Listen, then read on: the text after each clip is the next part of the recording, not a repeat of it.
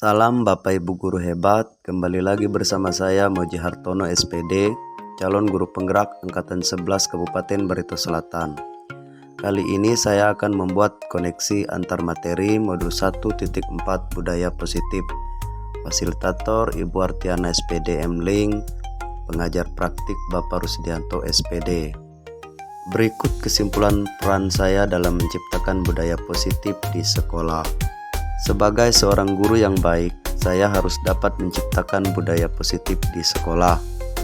Budaya positif tersebut dapat dilakukan melalui penerapan konsep-konsep inti seperti perilaku budaya positif yang berkaitan dengan kedisiplinan dan ketertiban, motivasi perilaku manusia yang berhubungan dengan hukuman dan penghargaan, posisi kontrol restitusi sebagai langkah yang diambil oleh guru dalam menangani masalah di sekolah, keyakinan sekolah atau kelas sebagai nilai-nilai kebajikan yang perlu diyakini bersama di sekolah, dan segitiga restitusi sebagai bentuk pendekatan penanganan masalah, fokus terhadap solusi yang muncul dari dalam diri siswa untuk menyelesaikannya secara mandiri dan bertanggung jawab.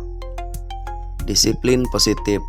Disiplin positif adalah suatu cara penerapan disiplin yang mengarahkan anak untuk bisa bertanggung jawab dan menanamkan kesadaran dari dalam diri murid untuk berperilaku sesuai nilai-nilai kebajikan yang diyakini.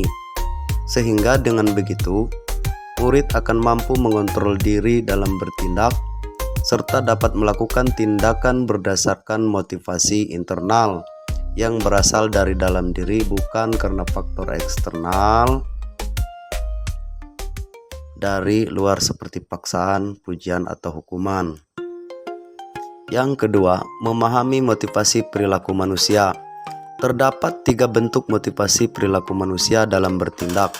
Pertama, untuk menghindari ketidaknyamanan atau hukuman. Kedua, untuk dapat mendapatkan imbalan, hadiah atau penghargaan dari orang lain.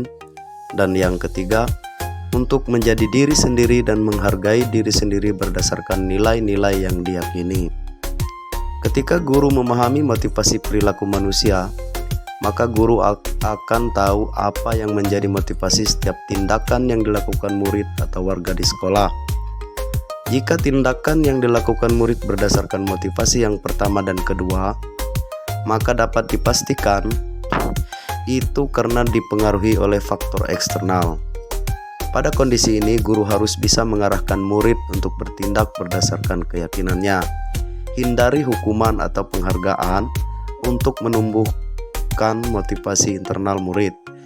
Tetapi, jika tindakan yang dilakukan berdasarkan motivasi yang ketiga, hal ini menunjukkan bahwa apa yang dilakukan itu adalah berdasarkan motivasi internal yang berasal dari dalam diri dan kesadaran tanpa paksaan. Maka, motivasi inilah yang perlu ditanamkan pada murid. Yang ketiga, 5 posisi kontrol. Ada 5 posisi kontrol seorang guru dalam menangani masalah murid di sekolah. Pertama, sebagai penghukum, sebagai pembuat rasa bersalah, sebagai teman, sebagai pemantau, dan sebagai manajer. Seperti yang sudah dipelajari pada modul 1.4, dari kelima posisi kontrol tersebut sebaiknya sebagai seorang guru kita harus mengambil posisi sebagai manajer. Posisi kontrol sebagai manajer, guru secara proaktif dalam membantu murid yang bermasalah dengan memberikan kesempatan kepada murid untuk menemukan solusi atas masalahnya, sehingga murid mampu menyelesaikan sendiri dan bertanggung jawab. Posisi kontrol manajer dapat menjadikan murid yang bisa menjadi manajer dirinya sendiri untuk menciptakan identitas diri dari suatu kesalahan atau kegagalan menjadi identitas sukses atau berhasil menjadi baik dari sebuah kesalahan. Yang keempat, membuat keyakinan kelas atau sekolah. Guru dapat berperan untuk membuat keyakinan kelas atau sekolah yang disepakati oleh guru dan murid. Keyakinan kelas atau sekolah adalah pernyataan-pernyataan yang memiliki nilai-nilai kebajikan yang dapat dipercaya secara universal, mudah dipahami dan diingat, yang harus dilaksanakan di kelas atau lingkungan sekolah. Yang keenam, pendekatan segitiga restitusi dalam menangani masalah. Sebagai manajer, guru melakukan penanganan masalah melalui 3 tahapan restitusi, yaitu menstabilkan identitas, memvalidasi tindakan yang salah, dan menanyakan keyakinan. Hal ini dilakukan dengan tujuan agar murid dapat menyelesaikan masalahnya dengan mandiri dan bertanggung jawab. Keterkaitan materi budaya positif dengan 3 materi sebelumnya, yakni filosofi pendidikan KHD, nilai dan peran guru penggerak, serta visi guru penggerak adalah penerapan perilaku budaya positif di sekolah dapat mempermudah pencapaian tujuan pendidikan nasional. Sesuai filosofi pendidikan KHD, bahwa pendidikan harus berpihak pada murid yang dapat menuntun tumbuh kembang sesuai kodrat murid.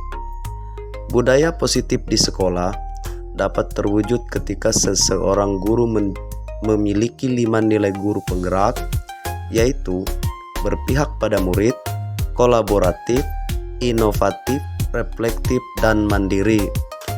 Untuk menciptakan budaya positif di sekolah dapat dilakukan melalui tindakan kolaboratif antar guru, murid, atau warga sekolah untuk membuat keyakinan kelas atau sekolah yang diyakini dan dilaksanakan bersama di sekolah.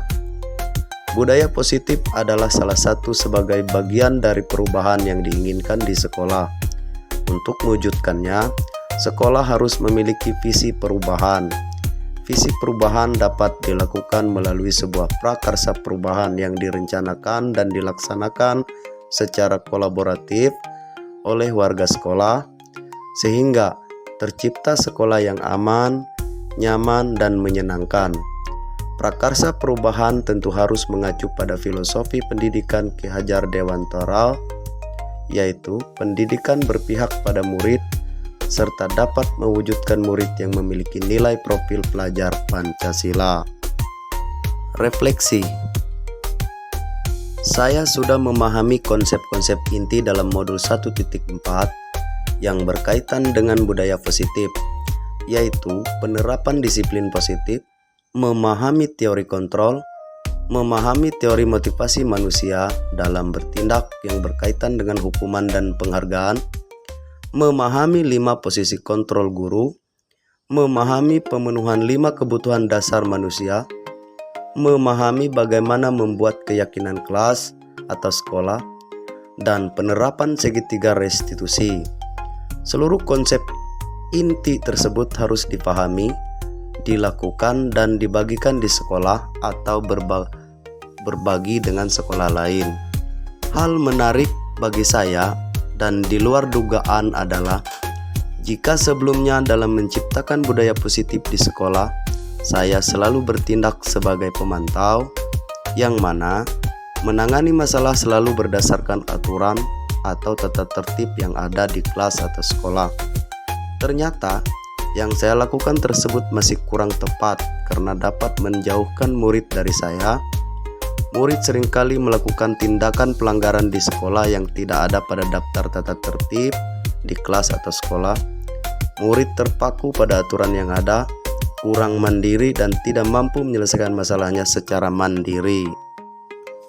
Setelah memahami modul 1.4 tentang budaya positif ini, maka perlu perubahan cara berpikir saya adalah pendekatan dalam posisi kontrol yang saya lakukan ternyata sebagai pemantau dan penghukum.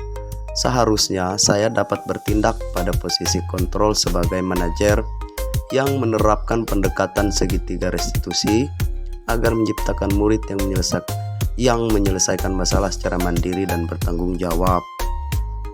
Setelah mempelajari modul 1.4 ini tentang budaya positif, saya pernah menangani masalah yang terjadi di kelas dengan menerapkan konsep-konsep inti modul 1.4, yaitu menangani masalah murid yang suka berbicara tidak penting di kelas saat pembelajaran sehingga suasana kelas jadi berisik dan kurang fokus. Pendekatan yang saya lakukan adalah penerapan segitiga restitusi, yaitu menstabilkan identitas, memvalidasi tindakan yang salah, dan menanyakan keyakinan. Perasaan saya sangat senang dan termotivasi untuk terus melakukan pendekatan segitiga restitusi ketika menangani masalah yang berkaitan dengan pelanggaran budaya positif di sekolah. Yang sudah baik adalah adanya mulai terlihat motivasi internal murid ketika melakukan perbaikan diri terhadap masalahnya. Murid merasa percaya diri dan bertanggung jawab atas masalahnya. Sedangkan hal yang perlu diperbaiki adalah posisi guru harus sebagai manajer dan menerapkan segitiga restitusi ketika menangani pelanggaran budaya positif di kelas atau sekolah.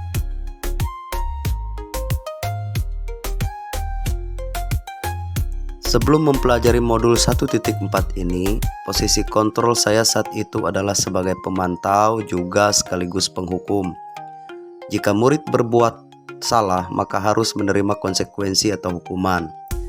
Nah, setelah mempelajari modul ini, sebagai guru saya akan mengambil posisi kontrol sebagai manajer dan menerapkan pendekatan segitiga restitusi.